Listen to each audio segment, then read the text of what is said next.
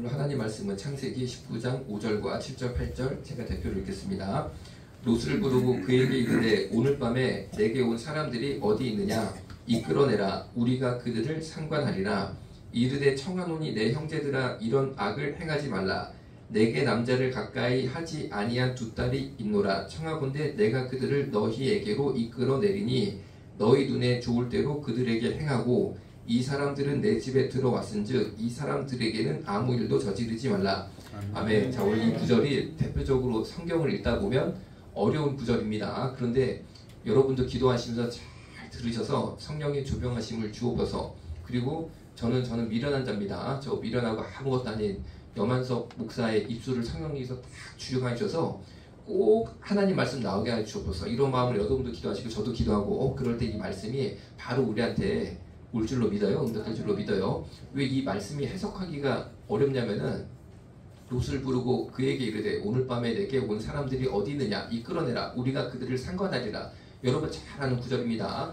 천사 둘이 사람의 모습, 남자였어요. 남자 모습 둘이 돼서 롯이 자기 집으로 딱 데리고 왔습니다. 그랬는데 이 소돔 사람들이 때로 그 밤에 몰려들었습니다. 그 집에. 그래서 그 집을 완전 포위를 하는 거예요. 왜냐면은 그들을 상관하리라. 오전 마지막 부분 이게 저는 굉장히 한국 성경의 해석을 잘했다라고 봅니다. 왜냐하면 이게요 상관이 뭐냐면은 동성애를 하리라 이런 뜻이에요. 그런데 성경에 너무 막 그런 말을 이렇게 써놓으면 이게 좀 그렇지 않습니까? 그래서 약간 이게 좀 고급스럽다고 그럴까 좋은 표현을 썼어요. 그들을 상관하리라. 이건 뭐냐면 동성 성폭행을 하겠다. 집단으로 우리가 그 남자 둘을 보니까 외모가 아주 출중했단 말이에요. 그러니까 이 뭐라 그럴까 이 나쁜 생각을 한 거죠. 그래서 남자들이 그냥 다 몰려들어가지고 남자 할아버지 애들 할 거 없이 청년 할 거 없이 다 몰려들어가지고 하여튼간에 롯 집을 꽉 들이차가지고 오늘 밤에 내게 온 사람들 천사 둘이죠. 어디 있느냐 이끌어내라. 집 밖으로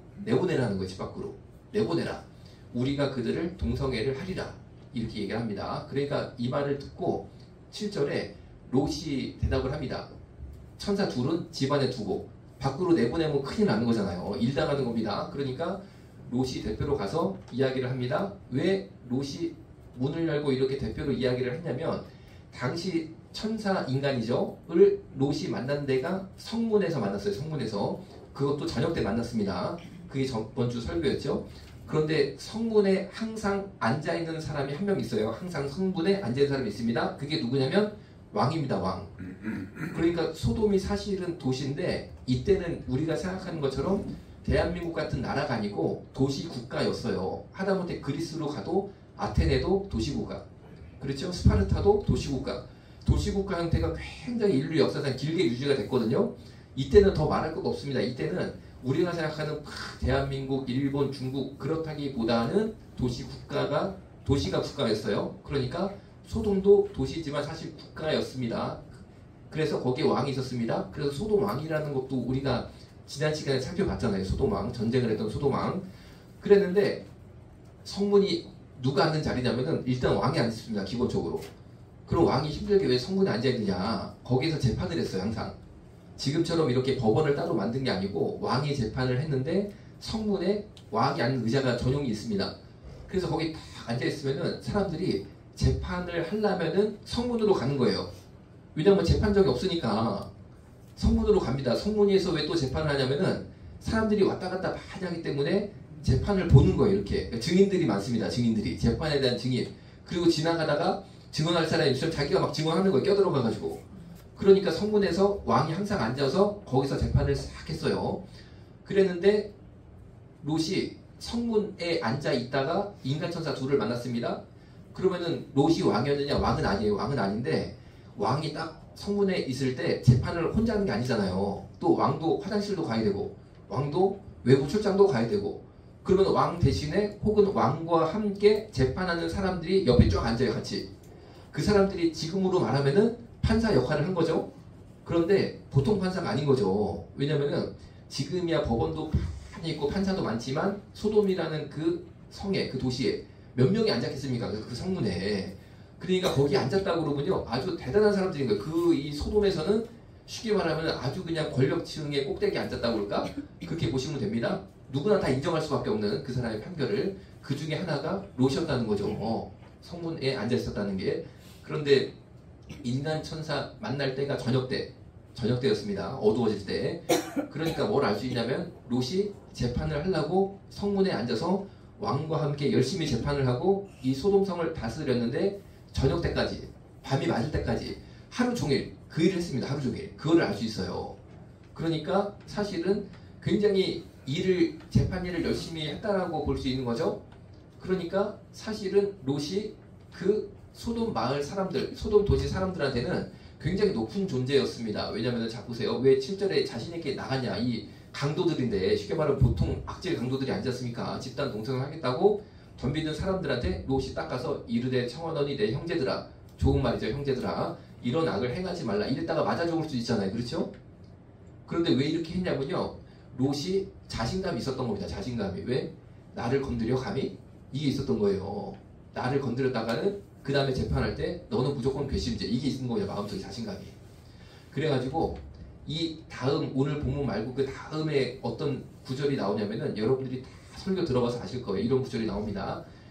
내가 외인이 우리에게 재판관이 되려 한다. 이렇게 막 이 사람들이 롯한테 덤비는 게 나와요. 그러니까 재판관이 되려 한다는 게 벌써 롯의 지위와 신분, 또 롯이 자신감 있게 이렇게 나왔었던 이유를 설명해 주는 거예요. 그래가지고 이르되 청하노니 내 형제들아 이런 악을 행하지 말라, 이렇게 말을 하니까 이제 뭔가 좀 이렇게 롯 입장에서는 자신감이 있었다. 감히 나는 못 건드린다. 나 건드렸다가는 그다음부터 너는 무조건 이제 괘씸죄로 요만한 죄지면은 판결 이렇게 나오는 거죠. 이제부터. 그래 자신감이 있었다. 이렇게 볼 수 있어요. 자, 그런데 여기서 또 알 수 있습니다. 여러분, 세상에서 높임 받는 자리, 세상에서 높은 자리, 절대 좋아할 거 없습니다. 절대 좋아할 거 없습니다. 그 자리 좋아했다가 롯이 망한다. 이걸 알 수 있어요. 그 자리 좋아했다가 롯이 망한다. 이렇게 볼 수 있습니다. 자, 8절에 그 다음에 롯이 이렇게 말을 합니다. 이르되 청하노니 내 형제들아 이런 악을 행하지 말라. 그러니까 굉장히 의로워 보이죠. 그렇죠? 내 형제들아 이런 악을 행하지 말라. 그런데 8절에 이어서 롯이 말하는 게, 요게 해석이 어려운 거예요. 잘 들어보세요. 내게 남자를 가까이 하지 아니한 두 딸이 있노라. 청하건대 내가 그들을 너희에게로 이끌어 내리니 너희 눈에 좋을 대로 그들에게 행하고 이 사람들은 내 집에 들어왔은즉 이 사람들에게는 아무 일도 저지르지 말라. 이게 뭐냐면요, 자기 딸 둘이 있습니다. 그런데 이 딸 둘을 집단 성폭행을 하라고 내주겠다는 뜻이죠. 그렇죠? 그리고 딸을 집단으로 성폭행하는 대가로 내 집에 들어온 손님 남자 둘은 건드리지 말아라. 이런, 쉽게 말하면 판결을 내린 거예요. 롯이 재판했던 게 본업입니다. 저녁 때까지 그 일만 했던 사람이에요. 가정을 돌본다든지 농사, 장사, 사업 했던 사람이 아니고 성문에 저녁까지 앉아있던 게 롯의 정체성이었습니다. 하루 종일 재판만 했던 사람이에요.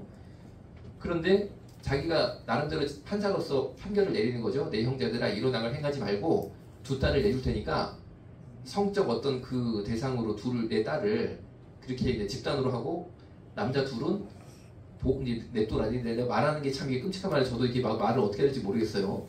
자, 그런데 이게 해석이 어렵습니다. 여기에 대해서 어떤 사람들은 성경을 보다가 이렇게 해석을 해요. 야, 이게 정말 롯이 의로운 자다. 어떻게 자기 딸을 이렇게 내주고 손님을 구하냐. 이 사람은 대단한 의인이다. 이렇게 보는 사람들도 있습니다. 그런데 그렇게 보면 안 된다라는 거예요. 그렇게 해석하면 안 됩니다.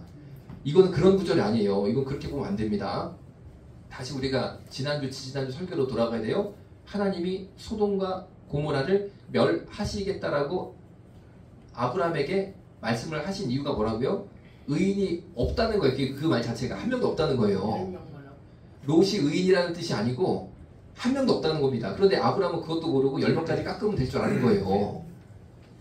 그게 아니고 한 명도 없었는데 롯도 의인이 아니라는 겁니다. 결국에 하나님의 징벌로 죽어야 마땅한 자가 롯이라는 거예요. 왜? 오늘 8절을 보십시오. 7절은 내 형제들아 이런 악을 행하지 말라라고 마치 정의로운 것처럼 말하지만 8절을 보면 악이 있었다는 겁니다. 대단한 악이 있었다는 겁니다. 딸은 무슨 죄냐고 여기서 딸들은.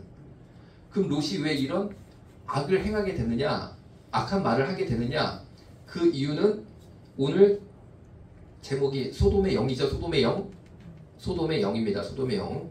죄는 행위가 아니고, 죄는 개별적인 행동이 아니고, 죄는 영입니다. 영. 마귀가 영이잖아요. 그렇죠? 마귀가 죄인데 죄도 영입니다. 무슨 말이냐? 소돔에 롯이 들어가 살면서 소돔의 영한테 지배를 당했다는 거예요. 소돔의 영, 죄의 영, 마귀 사탄한테. 8절을 어떻게 해석해야 되냐면은 딸을 그리고 이거를 이제 한자를 윤간이라고 표현하죠. 아 참 이게 힘든 말 자꾸 나서 저도 참 괴로워요. 그런 거에 너무 쉽게 내주는 거. 이게 이 당시 소돔의 문화여서 여기에 대해서 다들 이상하게 생각을 안 했다는 거예요. 이해가 되시죠? 그냥 딸을 집단 성폭행 당하도록 너무 쉽게 내주고 자기한테 조금 이 뭐가 해가 올 것 같으면 딸을 막 내준다는 거죠. 이렇게 악한 자들한테. 그게 소돔의 일반적인 현상이었기 때문에 일반적인 문화였기 때문에 롯도 거기에 대해서 전혀 반항심, 이상하다, 이런 행동을 하면 안 된다, 이런 의식이 없어졌다라는 겁니다. 처음에는 있었겠죠. 처음에 아브라함이랑 같이 있을 때는 절대 이런 생각은 조금도 못했겠죠. 그렇죠? 그런데 소돔에 살다 보니까 죄는 0입니다. 0입니다. 그냥 죄된 행동의 결과가 죄가 아니고 죄 자체가 0이에요. 0. 소돔의 0이 이 영성이 막 들어오는 거야. 이 죄의 0이 막 들어와. 그래서 죄의 0이 롯 안에 자리 잡아서 살아. 그래가지고 이제는 이런 거 말도 안 되는 이런 게 그냥 괜찮아. 그런 자가 되는 겁니다. 무서운 일이죠? 그러니까 롯도 죽어야지만 마땅한 자가 이미 돼버렸다 하는 거죠. 하나님 보실 때는 왜? 롯이 안 죽으면요 어떻게 됩니까? 죄는 0이고 0은 살아있습니다. 0은 능력이 있습니다. 0은 번식을 합니다. 살아있으니까.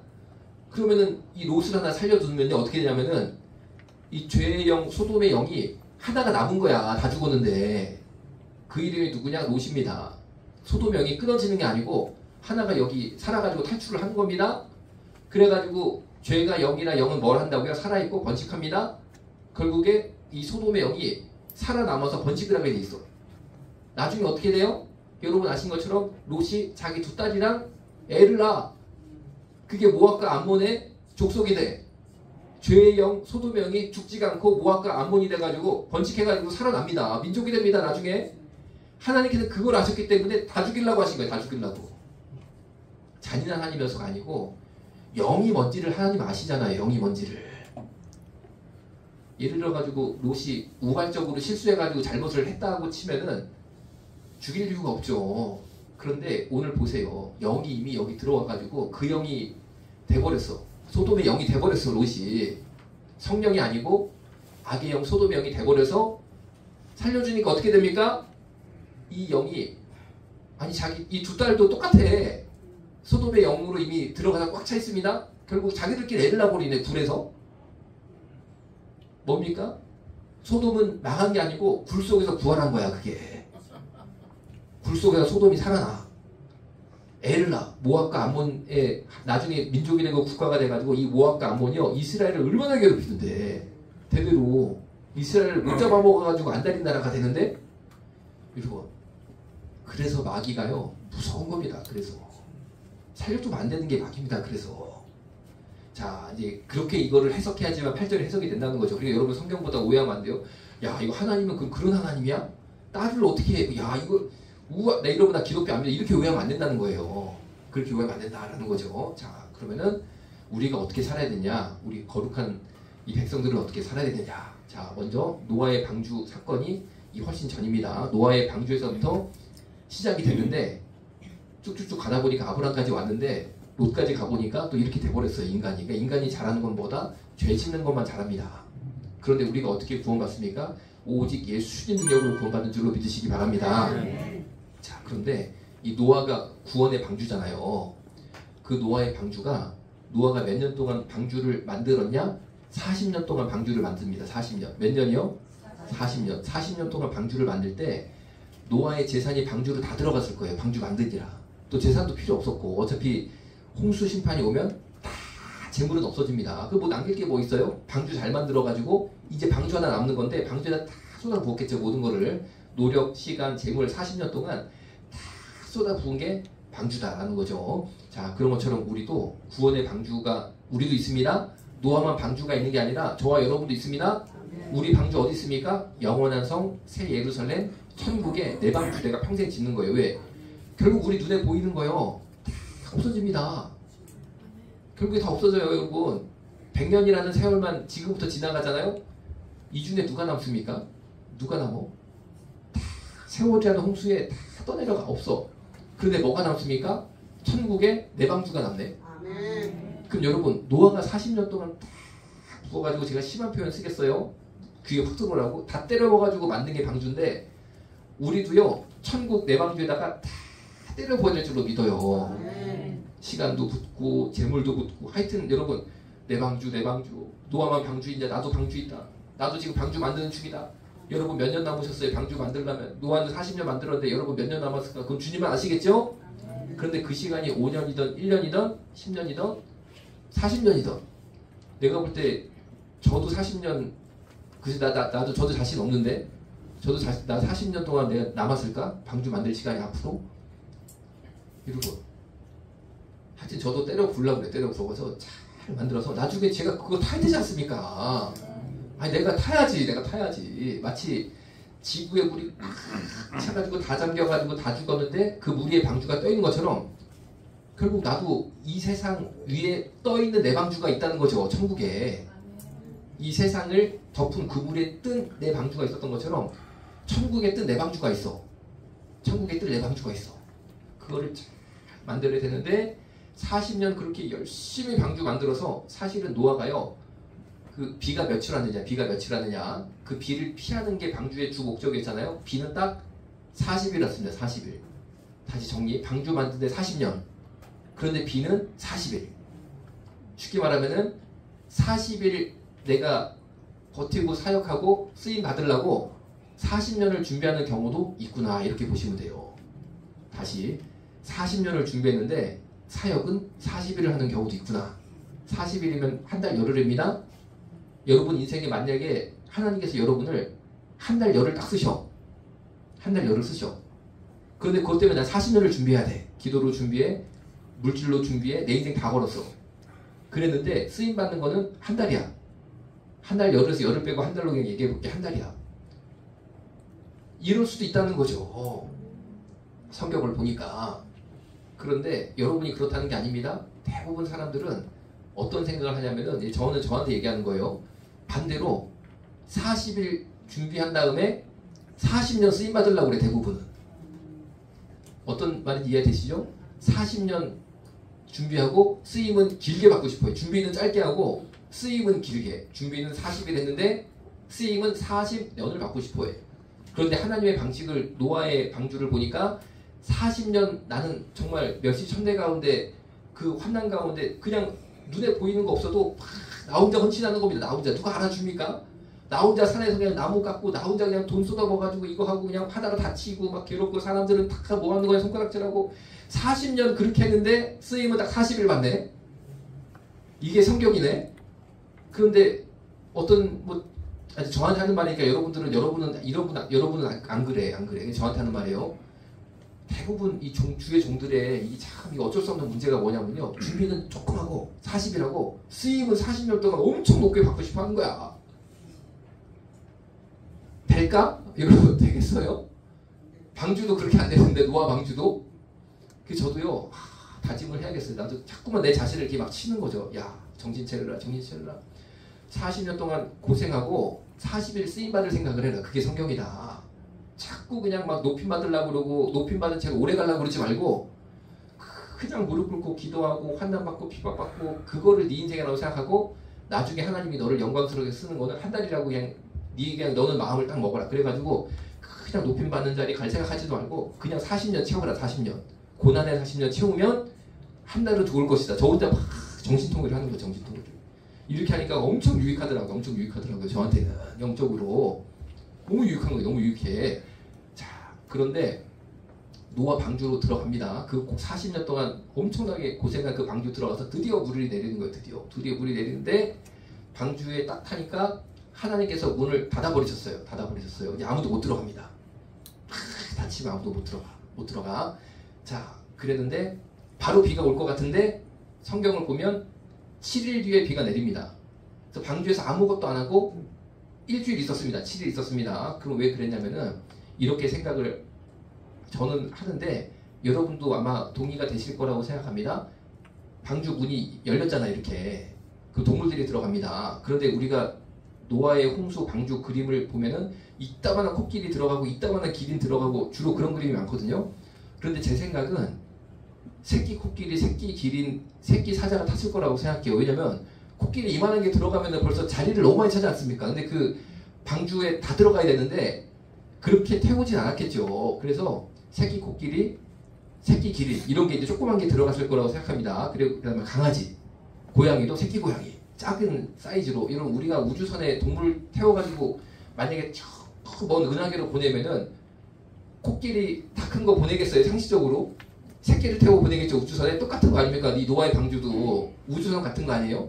그러니까 새끼들을 태웠을 거라고 생각해요. 다만 우리 머릿속에 코끼리 큰 거, 그 기린 다 큰 거 이게 막 뭐 그림이 본 게 있어가지고 그렇게 이제 오해한다라고 저는 생각을 하는 거죠. 그래서 새끼들을 다 집어넣었어요. 집어넣은 다음에 얘들을 차차차차 이렇게 하는 거죠. 그런데 문을 하나님 빡 닫으셨단 말이에요. 문을 닫으니까 뭐가 문제냐? 문을 닫았으니까 비가 팍 세게 오면은 문 틈으로 물이 들어올 수 있잖아요. 그렇죠? 그래가지고 역청을 발라야 되는데 한번 문이 닫히면 밖으로 못 나갑니다. 방주 밖으로 못 나가요. 못 나갑니다. 그래서 안에서 역청을 발랐겠죠. 우리 교회를 치면 저 안에만 바를 수 있는 거예요. 여기도 밖으로 못 나가잖아요. 문이 닫히면. 안으로 역청을 바르는데 역청을 2배 이상 발라야지만 밖에는 못 발랐으니까 물이 들어오는 것을 막을 수 있었고 이거를 두껍게 역청을 문 안쪽으로 바르고 이 역청이 마르는데 7일이 걸렸을 거라고 전 생각을 해요. 7일이 걸렸다. 자, 여기서 뭘 알 수 있습니까? 노아의 방주 자체가 기적이고 신비입니다. 하나님의 기적이고 하나님의 능력이고 하나님의 신비인데 인간이 할 것은 있다라는 거죠. 그게 뭡니까? 역청 바르는 건 우리가 해야 됩니다. 그런 것처럼 우리가 노아의 방주, 나의 천국 방주에 하나님의 거룩한 백성으로 타기 위해서 앙망하고 살아야 되는데 내가 할 일은 내가 해야 된다는 겁니다. 학생들은 공부를 열심히 해야 됩니다. 직장인들은 직장 생활을 열심히 해야 됩니다. 방주라는 기적도 사람이 할 일이 있었다는 거죠. 하나님이 그 일을 하라고 일주일 시간을 더 주셨습니다. 일주일 엄청 긴 겁니다. 비 내리는 거 40일에 일주일이면 얼마나 깁니까? 그렇죠? 충분히 사람이 할 일을 하나님께서는 주시고 그 시간도 주셨다라는 거죠. 그런 것처럼 가정주부는 열심히 살림을 해야 되고 회사원은 열심히 회사를 다녀야 된다. 그것이 하나님의 뜻이다. 그게 나의 일주일이다. 노아 방주 일주일이다. 그렇게 보시면 돼요. 나한테도 주님이 그 시간을 주셨구나. 내가 그 시간에 해야 될 일이 있구나. 그거 내가 그 시간에 못하면 비 들어오는 거구나. 망하는 거구나. 방주가 가라는 거구나. 그렇게 생각하시면 됩니다. 그러니까 노아 방주가 신비입니다. 왜 신비냐면은 하나님의 능력과 인간의 헌신이 아주 그냥 신비롭게 딱 만나는 지점이 노아의 방주예요. 자, 그런데 롯은 어떻습니까? 영원한 방주, 영원한 내 집을 보기보다는 성문의 왕옆에 앉아가지고 재판하고 사람들한테 높임받는 게 너무 좋아가지고 소돔의 영이 확 잡아삼켰다는 거죠. 소돔의 영이. 자, 그런데 방주에 탔습니다. 방주에 타면은 방주가 1, 2, 3층입니다. 방주에 탔다고 것이 아니에요. 방주가 3층인데 창문은 맨 꼭대기층 3층에만 있습니다. 그러니까 방주에 타면 1층, 2층은 완전 꽁꽁 햇빛이 안 듭니다. 3층만 빛이 들어옵니다. 그리고 신선한 공기가 들어옵니다. 3층만. 그럼 여러분들이 노아 식구, 노아 포함 8명이 방주에 탔습니다. 그러면은 몇 층으로 갈 것 같아요? 당연히 3층으로 가겠죠. 창문이 있으니까 얼마나 거기 동물들이 막 배설물이 나오겠어요. 그렇잖아요. 냄새가 대단할 겁니다. 그런데 3층에 가면 신선한 공기도 들어오고 그리고 빛도 들어오고 그리고 비도 이렇게 막 치다 보니까 빗물도 좀 들어오면 그거는 세수도 좀 합니다. 세수도 좀 합니다. 이렇게. 당연히 3층에 가야겠죠. 그렇죠? 자, 그런 것처럼 노아의 방주에 탔다는 것은 구원받은 백성이 되었다라는 거예요. 구원받은 백성이 되었다. 구원받은 백성은 자연스럽게 어디로 가야 됩니까? 꼭대기로 가야 됩니다. 이것이 무엇을 말합니까? 높은 데로 가야 되는 거죠. 믿음의 높은 지경으로. 믿음의 높은 지경으로.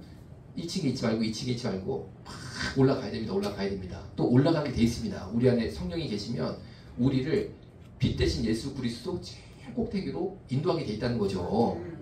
자, 그런데 노아의 방주뿐 아니라 하나님께서 성막에 대해서 계시를 주셨을 때 성막 아시죠? 출애굽한 다음에 광야에다가 이렇게 성막을 쳐서 거기서 하나님의 임재가 있었잖아요. 성막이 어떻게 돼 있냐? 성막이 이렇게 네모난데 밖에 울타리를 치는 것은 천으로 칩니다. 천으로 쳐요. 천으로. 세마포로 칩니다. 예수님이 세마포에 이렇게 쌓여서 돌아가셨잖아요. 바로 그 세마포로 네모를 쳐요. 이렇게 네모를. 그게 담입니다. 담. 그러니까 방주도 그렇고 성막도 그렇고 세상과 명확하게 구별이 되는 거예요. 우리도 세상과 명확하게 구별될 줄 믿습니다. 네. 자, 그런데 성막도 3개로 구성되어 있습니다. 방주도 3계층이죠. 그렇죠? 그러니까 구원받았다고 끝이 아니라는 거예요. 구원받았다고 끝이 아니고 끝까지 올라갈 때가 있다는 거죠. 다 사실 이게 좀 간단히 말씀드리면 등급이 있습니다. 등급이. 믿음의 낮은 등급, 중간 등급, 높은 등급으로 가야 된다 이 얘기죠. 성막도 이 울타리 안에 들어갔다고 끝이 아닙니다. 3계층이 있어요. 첫 번째가 뭐냐? 뜰입니다. 뜰. 그 성전 뜰만 받는다 이런 거 이제 신약성경에 나오잖아요. 뜰이 있어요. 뜰에서 끝나면 안 돼. 뜰에서 끝나면 안 됩니다. 그 다음이 뭐냐면은 성소가 나옵니다. 성소가 끝나면 안 됩니다. 성소를 지나가면 뭐가 나오냐? 지성소가 나옵니다. 지성소. 그래서 우리가 찬양도 지성소로 간다 뭐 이런 찬양이 많잖아요. 지성소로 가야지 거룩한 하나님의 임재가 있어요. 뜰은 맨날 뜰만 받는 거야. 예수님 말씀하신 것처럼. 성소도 아니야. 성소도 아닙니다. 진짜 우리가 갈 곳은 지성소. 그러니까 이 성경이 엄청나게 이게 하나님 주신 것이 사랑의 모습입니다. 노아 방주도 3계층, 성막도 3단계로 나뉘어지는 거예요. 결국 지성소까지 가야 된다. 그럼 지성소가 크기가 몇 평이냐? 6평밖에 안 됩니다. 6평. 여러분 우리 실버타운 6평 이상이죠? 여러분들은 지성소보다 다 넓은 데서 살고 있어. 넓은 데서. 그러니까 여러분 못할 게 없어. 내 방에서. 그 거룩한 지성소도 6평으로 다 끝내버렸어. 그러니까 하나님께서요 너무나 검소하고 소박하시다는 걸 알 수 있죠. 그렇죠? 이집트라든지 온갖 그 당시 고대 근동지방의 성전에 가보면 엄청나게 화려하고 엄청나게 컸거든요. 하다못해 성 베드로 대성당이라고 로마에 가면 바티칸에 있잖아요. 거기도 가면 엄청납니다. 그런데 막상 하나님이 이 땅에 이렇게 임재하셨던 지성소는요 6평이었어요. 6평. 저는 거기서 뭘 느끼느냐? 저는 성 베드로 대성당 가봤어요. 사실은 가봤어요. 가보니까 그러니까 제 시각을 말씀드리는 거니까 이게 진리는 아니고 제 느낌, 본대 느낌. 제가 볼 때 그 성 베드로 대성당은 교황을 높이기 위해서 지어졌지 하나님을 높이기 위해 지어진 게 아니다라는 게 제 느낌이었어요. 여러분, 우리가 교회 짓는 거 중요합니다. 사역을 하는 것도 중요합니다. 믿음 생활하는 것도 중요합니다. 그런데 지성소에 우리가 들어가고 지성소를 지어야지 성 베드로 대성당 지으면 안 된다. 이 얘기가 제가 하고 싶은 거예요. 교회인 거는 같아. 그런데 하나님을 높이는 게 아니라 담임 목사가 나 이렇게 대단한 교회 목사거든. 나 기독교 총회장이거든. 그래가지고요. 이게 감리교 제가 감리교 신학대학원을 나왔잖아요. 감리교는 감독이라고 있어요. 감독이 제일 높은 겁니다. 그런데 감독만 되시면 그 다음부터는 무조건 감독님이야. 목사가 아니더라고. 감독님 평생 감독님이야. 감독님 끝났는데 제가 그게 나쁘다는 게 아닙니다. 그리고 감독님들이 이 셔츠도 좀 색깔이 다르거든요. 그 감독만 입을 수 있는 색깔이 있어요. 맨날 그거 입으시더라고. 교회 홈페이지에도 그거 입으시고 감독. 자, 제가 이게 비판하는 게 아닙니다. 여러분, 하나님은 어디 계실까요? 6평짜리 그 초라한 지성소에서 거기에 6평을 채우시면서 온 인류를 구원하세요. 우리 성전도 지성소보다 몇 배가 커. 여기도. 저는 부족한 게 없어. 나는 뭐 너무 좋은데? 너무 좋은데? 그런데 이전에 어떤 목사님이 저를 사랑하는 마음에 조금 얘기해 주신 거예요. 염만수 원장 교회를 하려면 제대로 해야지. 염원장 설교도 잘하는데 저기 우리 수영장에다가 어찌게 교회를 지어. 올려. 그리고 성도들이 많이 올까. 유튜브 내가 유명하잖아. 그럼 성도들도 올리면은 얼마나 주님 영광이 되겠어. 강하게 권면을 하셨는데 제 마음속에는 무슨 생각이 들었냐? 이거는 아니다 생각이 들었어요. 여러분. 왜? 지성소도 6평인데 아니 여러분 뭐가 부족합니까? 여기서 그렇잖아요. 뭐를 그거 짓는 거는 또 누구 헌금을 또 내가 걷어야 돼? 누구한테 헌금을 짜내야 돼? 이 자리에 이렇게 환난당해가지고 우리 어르신들 오셨지 환호금 오셨는데 건축 헌금 내가 걷어? 그래가지고 진 다음에 내가 봐라 이렇게 교회 졌다. 야 교회 멋지게 지나요. 봐라 야 건축도 아주 최신식으로 잘했다. 야 무슨 뭐 누가 높임 받는 거야? 제가 그냥 분별이 확 돼버리더라고. 분별이 되더라고요. 지성소로 가야 될 줄로 믿습니다. 그 지성소가 방주의 3층에 햇빛 들어오는데, 그런데 롯이 왜 망했습니까? 쉽게 말하면 악의 씨가 됐습니다. 악의 씨가 악의 축이 됐다는 거예요. 왜 그렇게 됐습니까? 성문에서 왕들 그리고 그 지역에서 아주 높임 많은 사람들이랑 앉아가지고 막 대접받는 게 좋은 거야. 그리고 자기가 판결하는 게 좋은 거야. 막 너는 3년, 너는 징역 2년, 그리고 누가 뇌물을 딱 주면은 3년 줄 거 1년으로 싹 봐주고 뒤로는 뇌물 받고, 이게 좋은 거야. 이게 좋은 거야. 그리고 이 영이 들어오면 나는 죽는다라고 저는 생각합니다. 저는 하여튼간에 그 자리에 앉으면 안 된다고 생각하는 거야. 그 자리에 앉으면. 그러면 어느 자리에 저와 여러분이 가야겠습니까? 지성소 6평짜리 그 소박한 데 가시자고요. 저랑 같이 가는 거야. 거기 가는 거야. 그냥 세상에서는 아무도 안 알아줘도 성령님이 가득한 그 소박한 곳에 저와 여러분 모두 있기를 주님의 이름으로 축원합니다. 기도하겠습니다. 살아계신 아버지 하나님, 롯의 영이 아니라 세상의 영이 아니라 6평짜리 지성소를 가득 채우셨던 성령님, 우리에게 찾아와 주옵소서. 우리의 삶을 인도하여 주옵소서. 예수님의 이름으로 기도드렸습니다. 아멘. 우리 바르고 백두산이 닳도록 하나님이 보호하사 우리나라 왕세, 그한 사람의 기도로 세워진 나라 수십째가 지고